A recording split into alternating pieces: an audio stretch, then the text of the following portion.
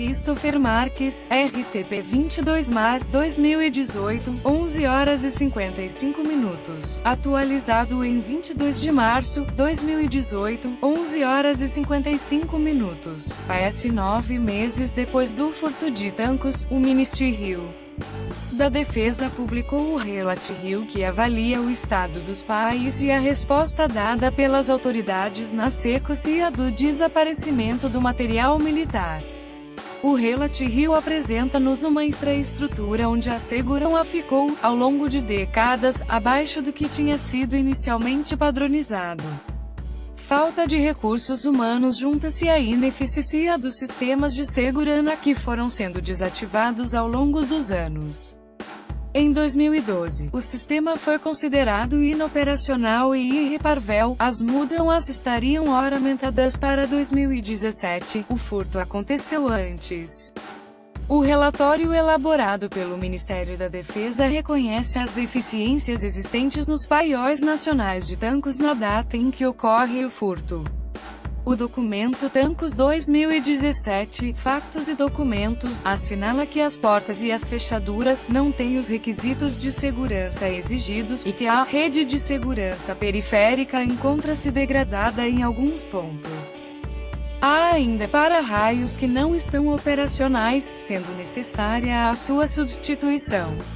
Segundo o relatório que deu entrada na quarta-feira no Parlamento, a Casa da Guarda não tem comunicação de rede fixa nem existem meios de comunicação com os postos de sentinela e as rondas móveis, sendo a comunicação assegurada por telemóveis de serviço.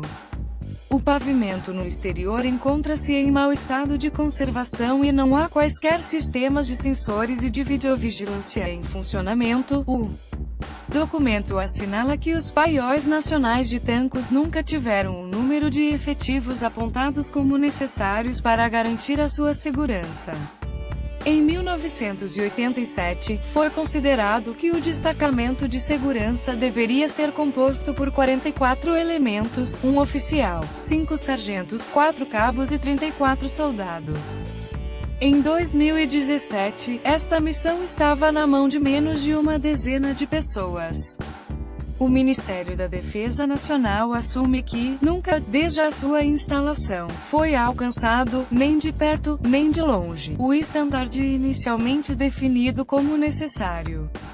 Aliás, a tutela recorda que, em 2001, a inspeção realizada à Escola Prática de Engenharia pela Inspeção Geral do Exército já fazia referência à vulnerabilidade que resultava da não colocação, naquela escola, da totalidade do efetivo que fora decidido em 1988. Os efetivos disponíveis diminuíram ainda em 2004 com o fim do serviço militar obrigatório. Quem é responsável pela segurança? O relatório nota ainda que se gerou desde o início uma situação pouco clara sobre que entidade deveria ser responsável pela segurança dos paióis nacionais de tanques. A responsabilidade tinha sido inicialmente atribuída à direção do Serviço de Material que depois a atribuiu à Segurança Imediata, à Escola Prática de Engenharia. A tutela nota agora que, com a serenidade que advém do decurso do tempo, essa decisão justificaria algum reparo, uma vez que a atribuição de responsabilidades de segurança a uma entidade gestora de material poderia propiciar com elevada probabilidade colisão com responsabilidades de natureza operacional. Esta situação, sublinha o relatório, manteve-se, sem alterações de relevo até a data do incidente de junho de 2017, praticamente 3 décadas depois. A falta de recursos humanos junta-se à ineficácia da tecnologia utilizada. O relatório assinala que, o sistema de sensores de som e rede interna e o sistema de videovigilância datam da década de 90 do século passado. O sistema sensorial acabaria por ser desligado em 2000 por se ter tornado ineficiente. Em 2006, a Escola Prática de Engenharia denunciou que o sistema de vigilância estava obsoleto e foi determinado que se estudasse a possibilidade de serem instalados meios eletrônicos de vigilância. O investimento acabaria por não se realizar e as condições foram se deteriorando cada vez mais. Em 2012, todo o sistema de videovigilância acabou por ser considerado inoperacional e irreparável por inexistência de sobressalentes. No ano seguinte, desce mais um degrau e passa a obsoleto.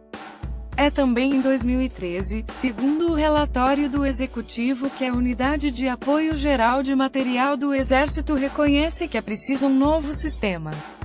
O sistema que não chegou no ano de 2015, o Sistema de Videovigilância é integrado no SICAV, um projeto ambicioso que pretendia implementar nas unidades militares portuguesas uma plataforma central de gestão unificada de segurança física, dotado de um sistema de videovigilância e de controle de acessos, entre outros. Um projeto ambicioso, tecnicamente exigente, que pressupunha recursos humanos, materiais e de financiamento avultados, reconhece o Ministério da Defesa. Quando ocorreu o assalto aos paióis nacionais de Tancos, o sistema não estava ainda ali instalado. Esta unidade militar estava integrada num lote de 6 unidades com projeto elaborado e com fonte de financiamento identificada e execução prevista para 2017. O furto de material militar em Tancos foi detectado a 28 de junho de 2017 na sequência de uma ronda móvel realizada por um sargento em uma praça ao serviço do Regimento de Engenharia 1. O relatório explica que se deu pela falta de material e que se verificou que tinham sido arrombadas fechaduras das portas dos paióis 14 e 15 e perfurada a rede exterior de segurança. Segundo o relatório, o roubo ocorreu sem recurso à violência, até porque os locais em causa não estavam vigiados em permanência.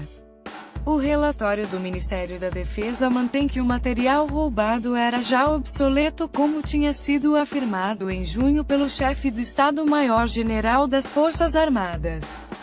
Pena de repreensão quando as autoridades encontraram o material roubado. Em outubro de 2017, as autoridades anunciaram que foi encontrado uma caixa a mais em relação à lista de material desaparecido que tinha sido feita depois do furto.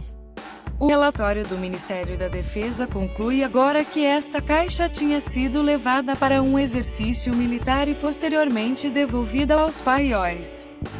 Por lapso, segundo a tutela, um sargento não atualizou a folha de registro de quantidades de material, tendo sido aberto um processo disciplinar em novembro de 2017 que determinou a aplicação de uma pena de repreensão. A pena foi cumprida, esclarece o governo. No relatório com mais de uma centena de páginas, o Ministério da Defesa faz um resumo história dos paióis nacionais de Tancos e dos acontecimentos e decisões tomadas a partir do furto de junho de 2017. Logo no texto de apresentação, o governo sublinha que este documento não visa responder às perguntas: quem, quando, por que e como perpetrou o furto de material de guerra nos paióis nacionais de Tancos. A resposta a esta questão, legítima, deverá aguardar serenamente para a resposta cabal, pelo termo das investigações, orientadas por quem de direito, o Ministério Público, afirma o Ministério liderado por Azeredo Lopes. O documento foi entregue no Parlamento e também na Presidência da República. A investigação da Justiça ainda prossegue.